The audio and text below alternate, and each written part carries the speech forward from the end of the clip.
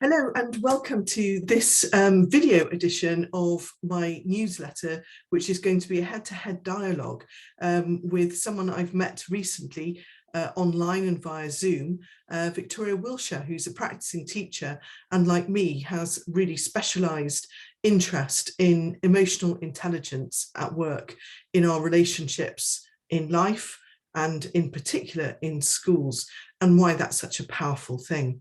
So, Victoria, would you like to just give a little quick nutshell of where you're coming from today? Yes, hello, thank you so much for having me. So I've been a teacher for 10 years. I've worked in a variety of different schools, each of which has taught me something different, but each of which has reaffirmed my belief that emotional intelligence and psychological well-being plays a really important role in education. Which is why I recently completed an MSc in psychology, where I specialised in the relationship between self-esteem, personality, and emotional intelligence. I found that emotional intelligence was the biggest contributor to self-esteem. Personality played a small role, but nowhere near as significant. And this is what has led me to be an advocate and proponent of supporting more emotional intelligence in schools. Absolutely. Lots of research converges on that point. And I'm often involved in speaking to my parent audiences about really how their number one priority is not really to step into being the maths tutor or, the homework police, but to really keep their focus where it's due on the social and emotional development of their child, their own self from the inside out, which is really very key in developing self-motivation and self-drive, that engagement with life and the world. And that's where the best outcomes are rooted, really. But here we're thinking very particularly about teachers and schools. Yeah. We're living in a time of really unprecedented demand when we look at the behavioural presentations and the mental health and the emotional well-being of children in schools. The surge in demand, there are wait times for even school counsellors, let alone CAM specialists. And I've always been a real believer in the power of one, that every person we meet, every interaction that we have, if we use our emotional intelligence wisely, we have choices to uplift each other, to sustain each other. So I'm going to bounce straight back with you, this idea of why should schools and teachers take an interest in explicitly teaching emotional intelligence? I think this is a topic where there's been a lot of debate in the field of education, but I think we're starting to understand now that emotions play a really important role in learning. As you've mentioned, there are lots of personal benefits, and emotional intelligence has been associated with, for example, better communication, better relationships, improved mental health. But in terms of not just the personal benefits, but also the potential academic benefits as well, it's also been associated with higher engagement at school, better memory. I think there's often a bit of a worry or concern among parents possibly that if a school focuses too much on emotional intelligence, it might detract from the academic rigor of the school. But this isn't actually supported by much of the research. A lot of the research actually shows a positive correlation between emotional intelligence and academic outcomes. There's a lovely study in Daniel Goleman's book where he cites a lovely study where he talks about the effects of anxiety on testing situations. And he found that students who had higher anxiety often performed worse than students with lower anxiety, even when their IQs were similar or almost identical. So often higher anxiety can cause those problems even when ability is the same. So, and that's where emotional intelligence comes in, that ability to manage and regulate those emotions in order to bring the best out in the student and help them to achieve their potential. That's really fascinating.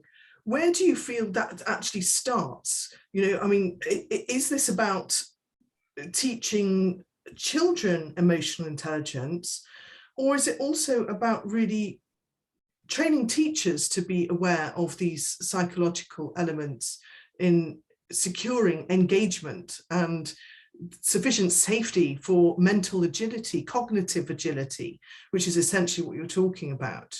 Yeah. You know, where should schools start? I would say, I mean, as early as possible. The research shows that there is obviously a little bit of natural ability involved in emotional intelligence, but it is also a learned skill. And like any other skill, the earlier you learn it, the better you're likely to be at it. So I would say, yes, start learning as early as possible. Also, yes, as you said, definitely teachers should possibly train themselves as well more in emotional intelligence and take more of an active role in that. I think if we understand our students better, we understand their psychology, their perspectives, their way of thinking, their background, it's easier for us to engage them and to develop their interest in the subject. And again, help them to relate what they're learning in the classroom to their own lives so they can bring out the best in themselves. I mean, I want to go back very briefly to something that you touched on, which was really about the social engagement system, where there is safety in interactions. You know, we are mammals who are primed to assess, approach or avoid. Yes. On a very instinctual level. And how the teacher shows up can be really important in either facilitating the safety to contribute, to be the learner, to ask questions, or to be such a presence where silent compliance is, you know, really what's happening. And it is that sort of sense of self-awareness in a teacher. I know from letters I've had from old boys and old girls who I've taught that I have been in the past, and I probably still am, a pretty intense presence. You know, I come into the classroom, I'm really excited and I'm stoked and I want to, you know, I want to get into the depths of things. I want to push them and challenge them. I want there to be momentum to my lesson. And, you know, it's all quite in your face, right? Yeah. And being able to kind of be aware of more of an emotional range and show that I'm available, not only for the really confident ones who've got lots to say, but also that I'm a safe harbour for any question to be asked. That is, you know, and over the years of my studies about psychological safety, how we can engage and motivate each other, you know, where that sort of engagement actually comes from. It is about being able to be in contact with your pupils in a variety of ways and differentiate not only for ability, but in a way, in part, for emotional resonance. We are dealing with times where kids are showing up in class in a distracted way. You know, there are higher levels of anxiety, as I mentioned earlier, and it can be harder for numerous students for many different reasons to give their full attentional focus. It's in short supply. And how we show up around that can be really connecting or disconnecting. And I've always really been taken by Marshall Rosenberg's statement, which is all behavior is a communication, that it's a skill not yet learned or a need not yet met. Yes. And it's so easy in really busy and highly quite driven, living by the bell, busy, anxious circumstances, which is what a school is, to create negative scripts around that sort of unfocused behavior, and to show up with frustration and diagnosis, and also, you know, calling people to account in class in a way that can be quite shaming and difficult. And you know, just the other day I was in a school where I heard a teacher who was obviously at the end of their tether with a pupil really shout and say, "Why are you talking?" You know, and their voice had gone choppy. And honestly, I was not in the room, And I'm obviously a well-struck in years, experienced practitioner, but I felt fear at the sound of the voice, the intensity, the tone, the pace. Why are you talking? You should not be talking when I'm talking. You know, and it went on and on. And, you know, that child must have been berated. And what I want is your thoughts really on what's going on in a classroom where an event like that happens. I can draw on my own personal experience a little bit here as a teacher. In one of my previous schools, so I was teaching a student who had a tendency to be a little bit disruptive at times, and I came to the conclusion that I'm sure a lot of teachers have come to at times, that the student is just difficult, doesn't want to be there, doesn't want to learn.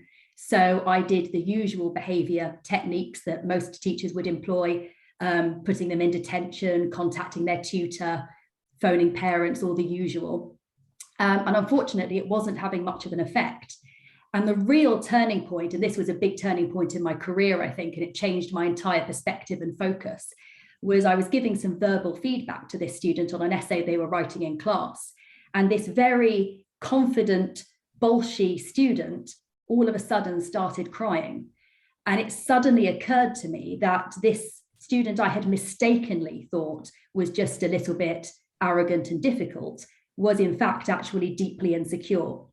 And I had taken the completely wrong approach. What I was doing was probably acting as a form of confirmation bias and actually making the situation worse, because every time they did something wrong, I was saying, you are not good enough.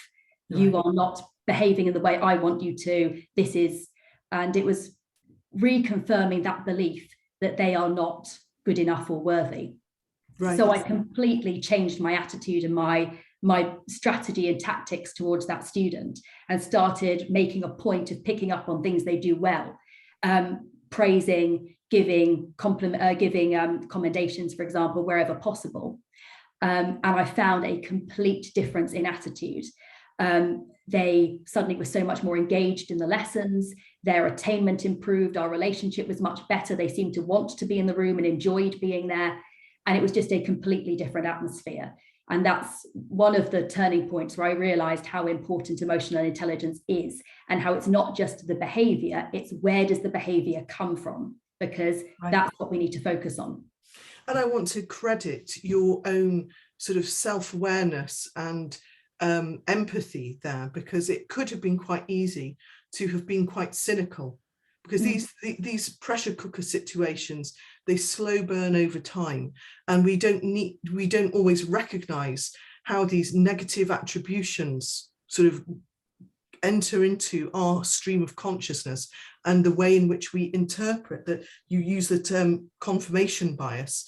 We see the child through that lens, through that interpretation, and sometimes it's a really persecutory one. You know, why are you talking when I'm talking? As though that's a terrible affront.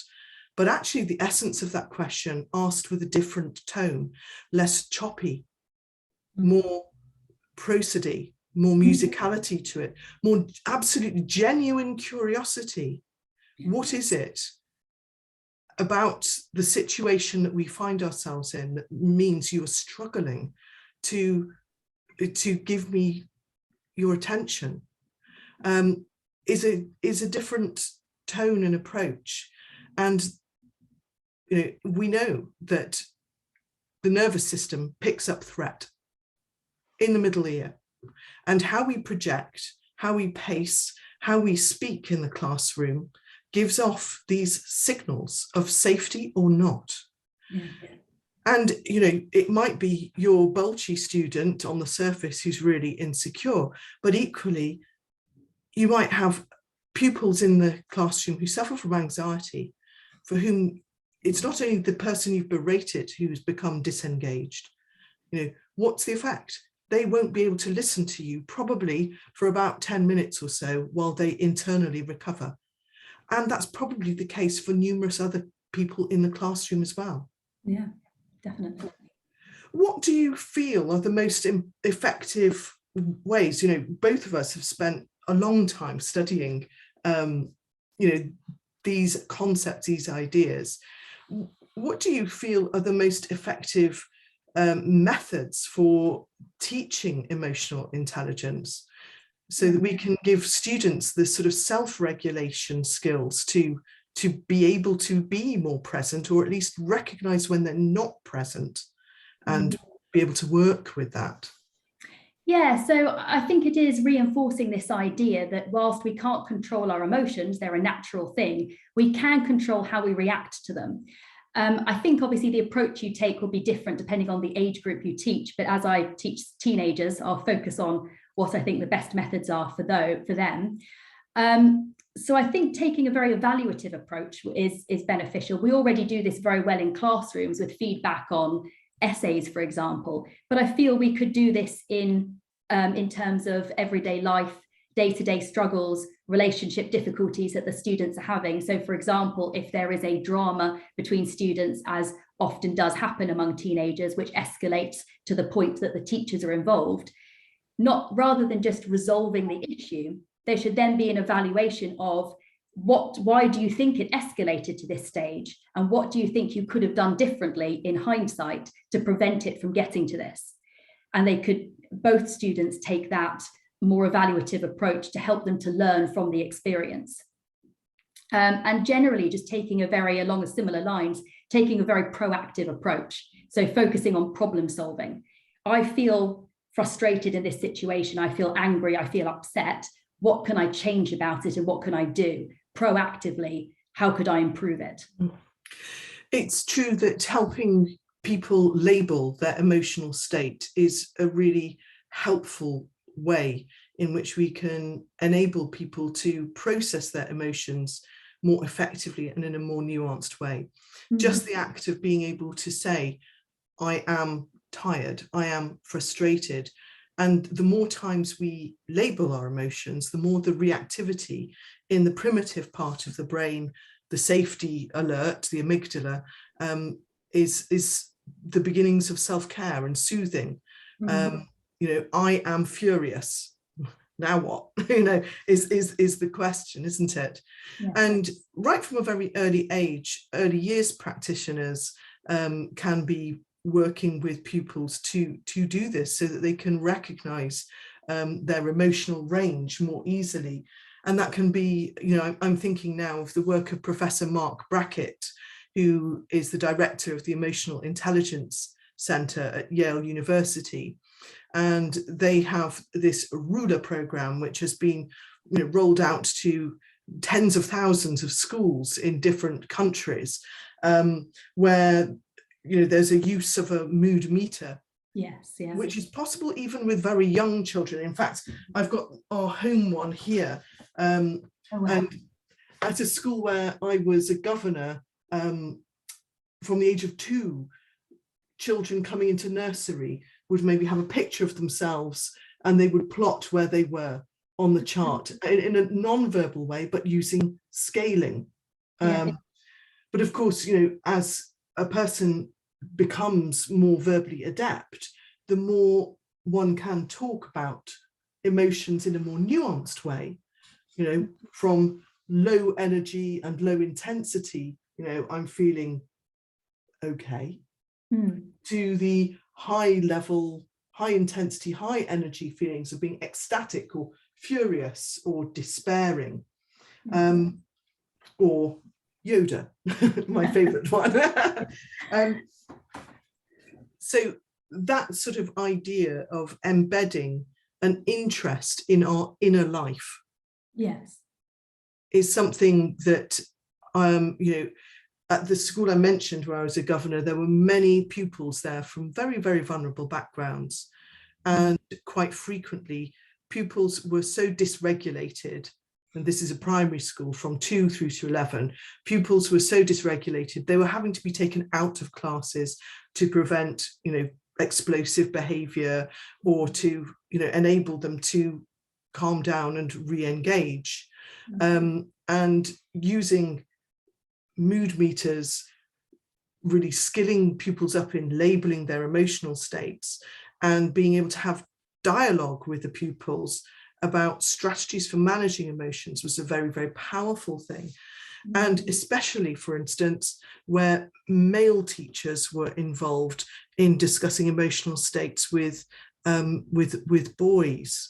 And I wonder what you have noticed. I think you have taught in mixed schools as well, but quite frequently we are aware of an imbalance in young men's emotional health. The leading cause of death in men in this country under 40 is suicide, and young girls, teenage girls, present at for help with their mental health at much higher levels than young men, and that's not because they are more vulnerable. It is because they are more adept at labeling their feeling states and coming to a point of choice and taking action at the moment. And that's perhaps a cultural thing. So I wonder what your thoughts are on that. Yeah, I would agree with that. Both from my own personal experience that, male students are less likely to potentially come to you with issues and problems than a female student might be.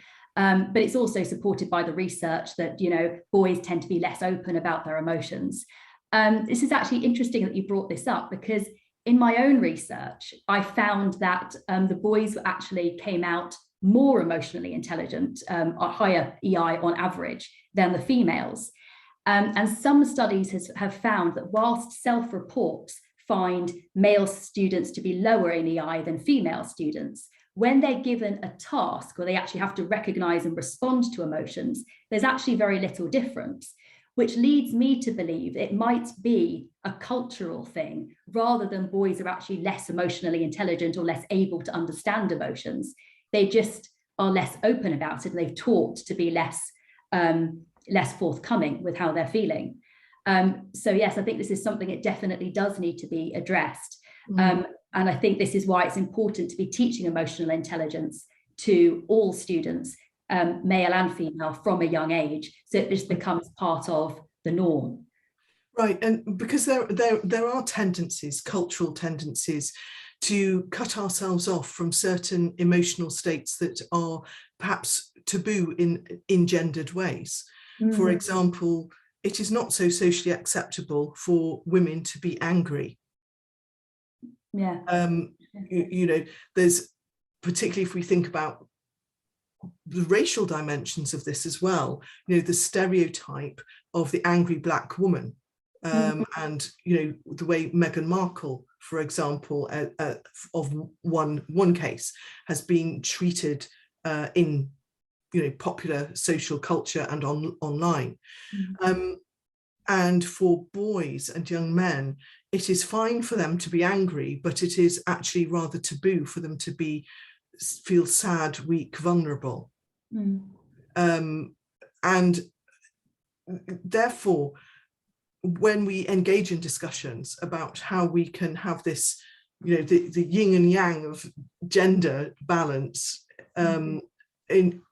and reconnect the whole emotional range, what if it was more okay for women to express and explore those parts of themselves? And what if it was more okay for men to explore and express those parts of themselves? Because you can't cut off one part of the emotional curve without having an effect on other parts. I suppose one question I wanted to sort of put to you is this idea that emotional intelligence can mean lots of different things to different people. Do we have a clear definition of what it is? For some people, emotional intelligence looks like being calm and being able to sit still and be a good listener, for instance. But perhaps that's only part of the picture. What have you been looking at? Well, I mean, obviously, I would say there are very different aspects to emotional intelligence, and obviously self-awareness is one of them. Empathy is a big part of it, and being able to regulate your emotions, being able to motivate yourself. These are all different aspects of emotional intelligence. As I've mentioned earlier, I wouldn't say that it's about It's about not having those emotions. You know, as you said, it's perfectly acceptable for anybody to be angry. That is a completely normal human emotion.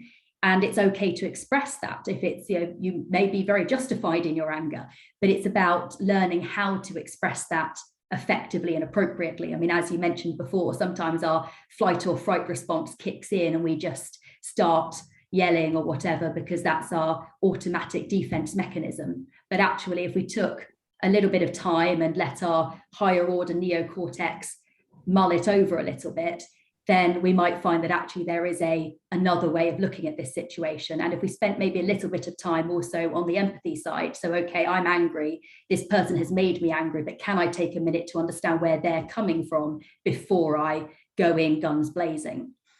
And I think in terms of managing the emotions, it's going to be a very individualized approach for each person. Everybody has different ways of calming down when they're feeling angry. For some people, it might be simply have a cup of tea and a chat with somebody. For other people, might need to go for a run and remove themselves from the situation entirely.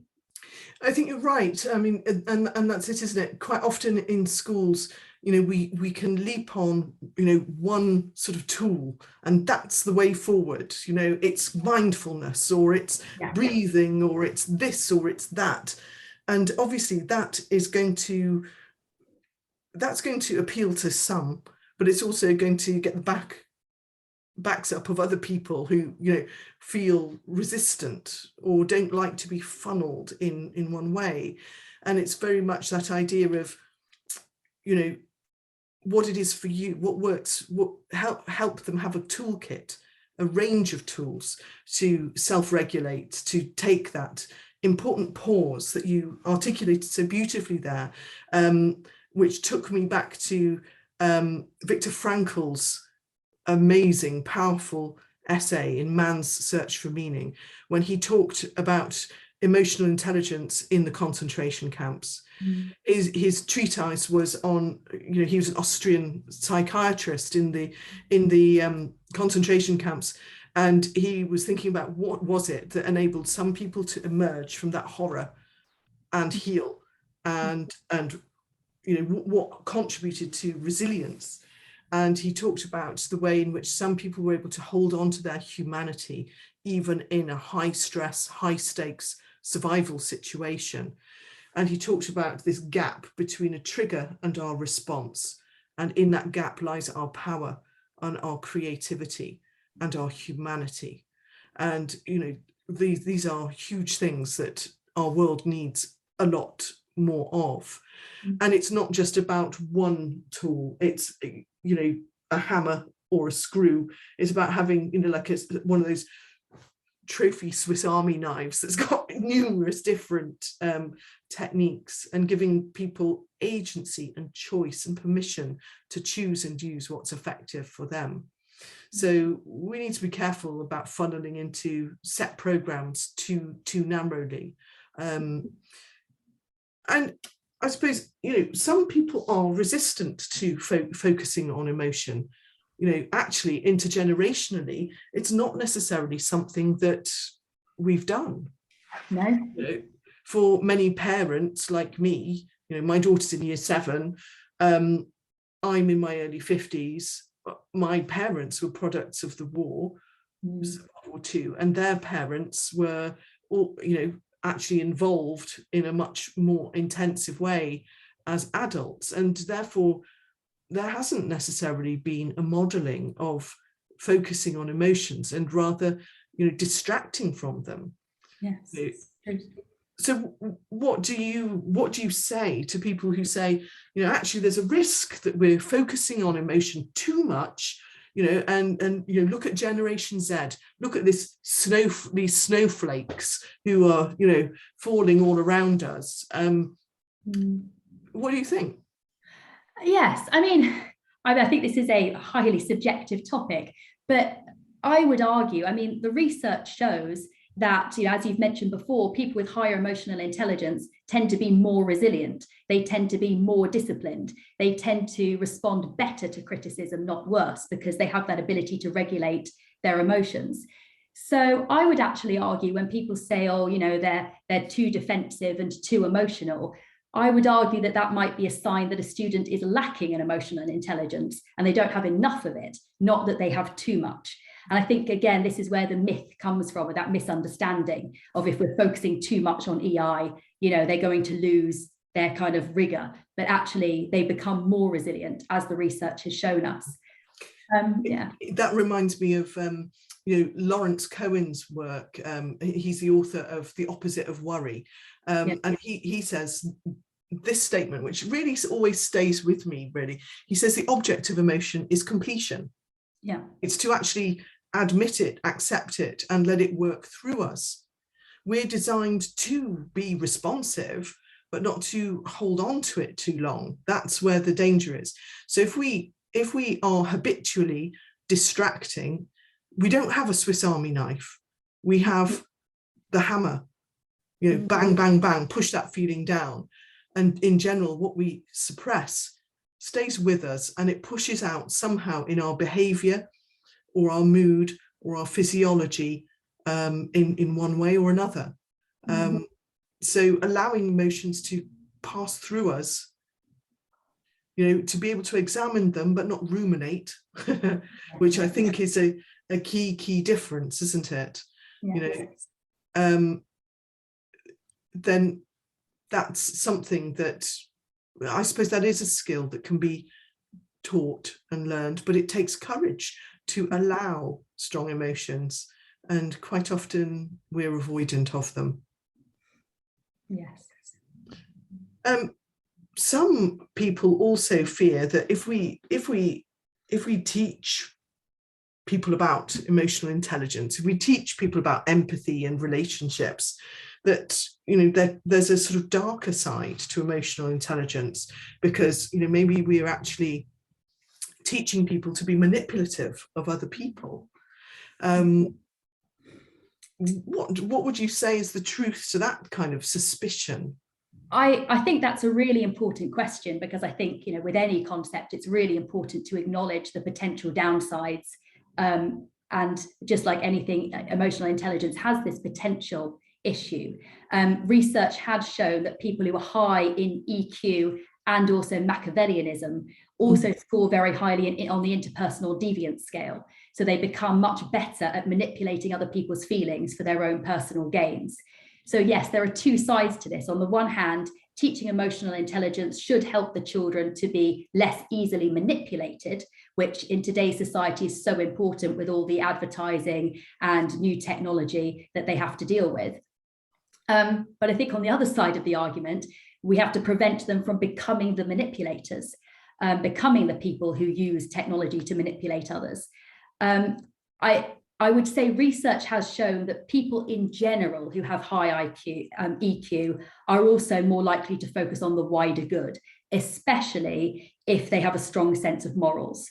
So I think the key there is ensuring that we also are instilling a strong sense of morals from a young age. So how can we benefit community and society? It's not just a focus on us and our emotions, it's also what role do we play in wider society as well? Absolutely. So it's not only that this has a practical element, thinking about school life, wanting it to be a well-ordered environment where pupils are available to learn. They're not so crowded out with their own psychodramas, emotions, negative attributions and scripts, that they can be available to learn. And we can all play a part in that.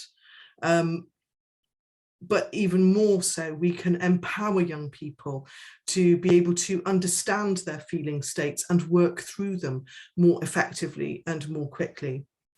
And while, yes, these skills can be used for good and ill. Yes.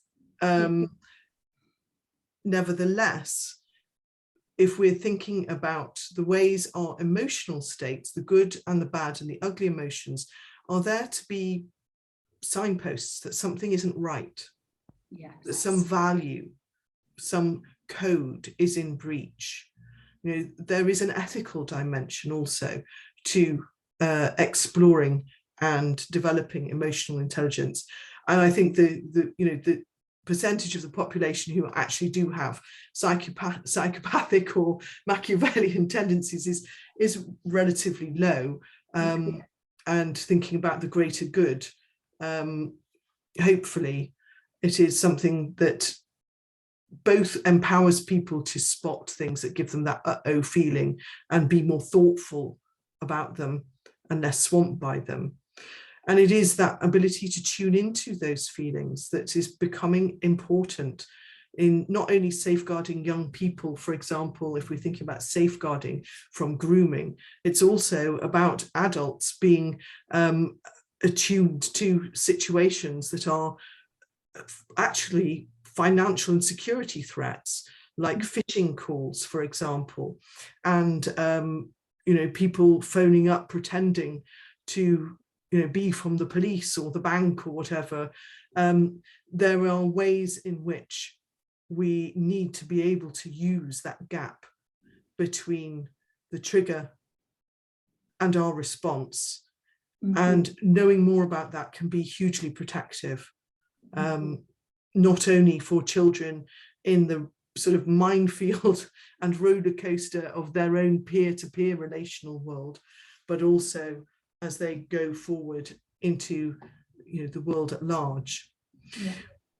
Any final thoughts that you want to share as a result of this conversation? Yeah, I think for me, I think some people might be concerned that, emotional intelligence is the triumph of heart over head, and saying that we use our emotions more and think less rationally. But for me, it's more about learning how to integrate the rational and the emotional mind more effectively so we can make better decisions. It's interesting, I'm an economics teacher, and we spend a lot of time in economics talking about a concept called bounded rationality. So the idea that we can't be rational all the time because it's just not humanly possible. But I found out the other day, interestingly, that a professor at Stanford called Joanne Martin has come up with a similar concept called bounded emotionality, which is the same thing but the other way around, that actually our emotions need to be regulated as well. So whilst it's completely unreasonable to ask people to go to work or to school and leave their emotions at home, that's just not going to happen. At the same time, it's learning how to regulate and manage that appropriately in the setting, which for me is what it is. And this has both personal benefits and academic too. I see it all the time in the classroom when I deal with topics like inequality, for example, that, obviously there are graphs and there are data that we can analyze, but at the end of the day, this is a real issue that affects real people. And the students that are able to evaluate and analyze the best are the ones that can integrate both of those together. Right. We could do with a little bit more of that in the Treasury and in the banking financial sector at large, I reckon. Yeah. Thank you ever so much for your time today. It's been such a stimulating and illuminating discussion. I've enjoyed it thoroughly, and I hope that the teachers and parents who may be tuning into this have got a lot out of it too. So thank you very much. Thank you for having me. Happy going forward in spreading the word about emotional intelligence and lucky pupils to have a teacher who is thinking of that for them. Thank you. Wonderful.